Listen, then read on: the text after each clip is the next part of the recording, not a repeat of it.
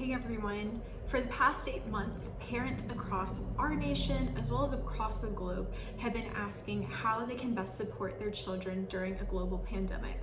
It's definitely been a big task for families everywhere, but there's also been a lot of creativity that has come out of this time, whether it's been video play dates or socially distanced scavenger hunts outside. We've really seen families everywhere come together to best support their children. Even with that being said, after 8 months of this, I've had a lot of parents coming up to me and asking, how can I support my child when video just doesn't seem like quite enough? One thing that I encourage all parents to do who are asking similar questions is to look at the age group that your child falls in and what social skills they are needing to develop in this age group. So let's start with preschool and toddlers. As they turn 3 and 4, children are really starting to pick up on emotional cues from those around them. They're starting to recognize whether people are happy and smiling, or maybe they're sad and crying, and starting to learn more about how humans interact and express emotion. During this time, it's really important for children to be able to see facial expressions from other people, whether from adults and especially peers their age. So if your child's not able to be seeing people in person, whether with a socially distanced play date or outside, I would encourage having video play dates for them. This can also come up in letting them watch shows with children their age, such as Sesame Street or Elmo's Road, where they are able to see children having different social cues, expressing when they're happy, when they're sad, and when they're mad, so that you're best helping your child at this age group. As children get a little bit older, ranging from like 4 to 5 to 6 in that kindergarten age group, cooperative play is something that's really important for them. This is creating the basis for how they use perspective taking and how they interact with their peers and those around them. So if your child's not able to play in person with other kids their age, I would encourage getting a few board games and card games that you can play with your child to encourage cooperative play. There are a lot of board games right now that have you work together as a team so that you can learn to help one another, even if that means you miss your turn to help somebody else. But even getting some classic board games like Candyland or Chutes and Ladders can help to teach valuable sportsmanship skills, such as taking turns, learning that sometimes you win, sometimes you lose, and how to respond emotionally when that happens.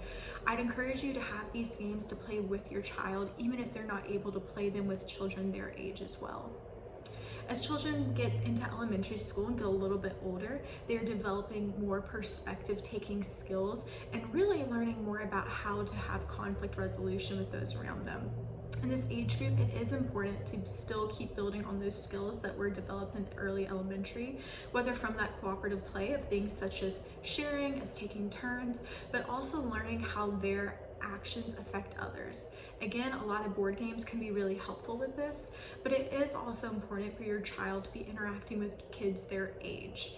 So this again can be outside play dates, or maybe even having a social bubble of families that you feel comfortable interacting with, where y'all are all taking the same precautions and only seeing each other, so that your children can be playing with other people their age. As we get into middle school, we start to notice another level of independence.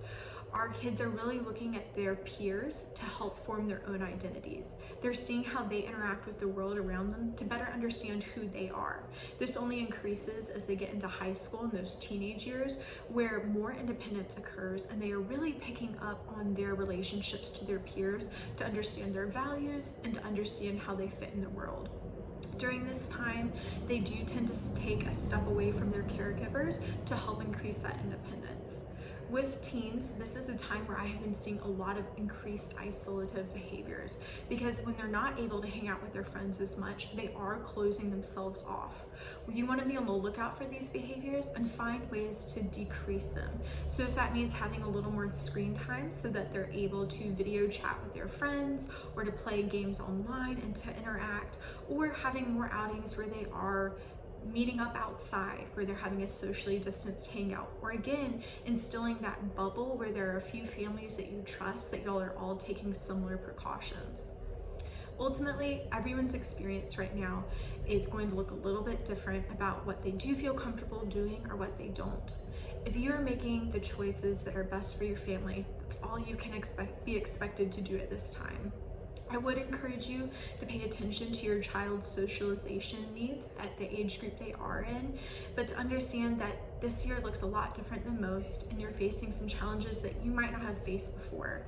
If you are making the choice that is best for your family and your child, then you are doing the best that you can. So reach out to those around you to maybe ask some things that they've done as well, but remember that you can make the choice you need to for your family. Thanks, guys.